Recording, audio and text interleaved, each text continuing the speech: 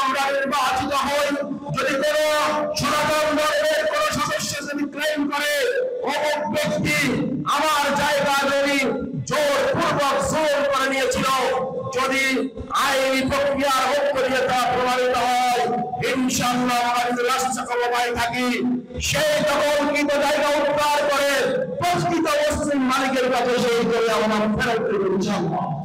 বাংলাদেশ জামাত ইসলামী ক্ষমতায় গেলে মুসলিমদের পাশাপাশি সংখ্যালঘু সনাতনী ও মুসলিমদের অধিকারও নিশ্চিত করা হবে বলে জানিয়েছেন চট্টগ্রাম 11 সংসদীয় আসনে জামাত মনোনীত প্রার্থী জনাব মোহাম্মদ শফিউল আলম। তিনি গত 19 সেপ্টেম্বর চট্টগ্রাম নগরী হালিশহর 38 নং ওয়ার্ড সংলগ্ন ফাতেমা কনভেনশন হলে অনুষ্ঠিত মিলাদুন্নবী মাহফিলের প্রধান অতিথির নির্ধারিত বক্তব্য রাখতে গিয়ে এমন মন্তব্য করেন। প্রিয় ভাইরা, মুহাম্মদুর রাসূলুল্লাহ সাল্লাল্লাহু আলাইহি ওয়াসাল্লামের উম্মতেরা মানুষের উপর জোর করতে পারে? রাসূল করিম সাল্লাল্লাহু আলাইহি ওয়াসাল্লামের বিদায় হজ্জের ভাষণের অত্যন্ত মেটাফরিক একটি স্টেটমেন্ট।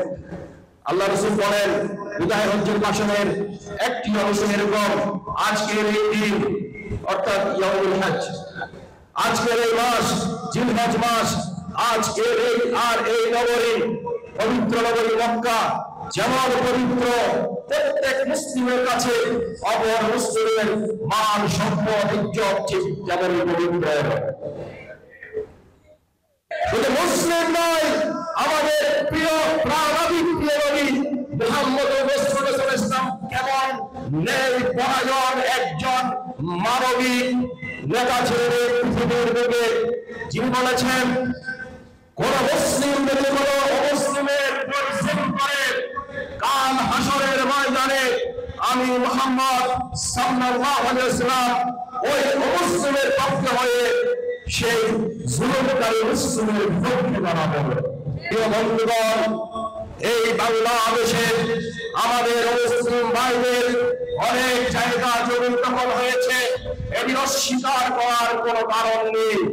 ইনশাআল্লাহ আগামী জাতীয় সংসদ নির্বাচনে মহান রব্বুল আলামিনের দয়ায় আর এই দেশের আগামী বাংলাদেশের ভালোবাসায় যদি ম্যান্ডেট নিয়ে আমরা নির্বাচিত হই, যদি কোনো সনাতন ধর্মের কোনো সদস্য যদি ক্লেম করে অমুক ব্যক্তি আমার জায়গা জমি জোরপূর্বক জোর করে নিয়েছিল, যদি আইনি প্রক্রিয়ার ঐক্যতা প্রমাণিত হয়, ইনশাআল্লাহ আমরা যদি রাষ্ট্র ক্ষমতায় থাকি, সেই দখলকৃত জায়গা উদ্ধার করে প্রকৃত মুসলিম মালিকের কাছে সেই করে আমরা ফেরত দেব ইনশাআল্লাহ। আগামীর বাংলাদেশ ইসলামের বাংলাদেশ, ইনশাআল্লাহ আগামীর পার্লামেন্ট ইসলামের পার্লামেন্ট। আল্লাহ হাফেজ। বাংলাদেশ জিন্দাবাদ। আসসালামু আলাইকুম ওয়া রাহমাতুল্লাহ।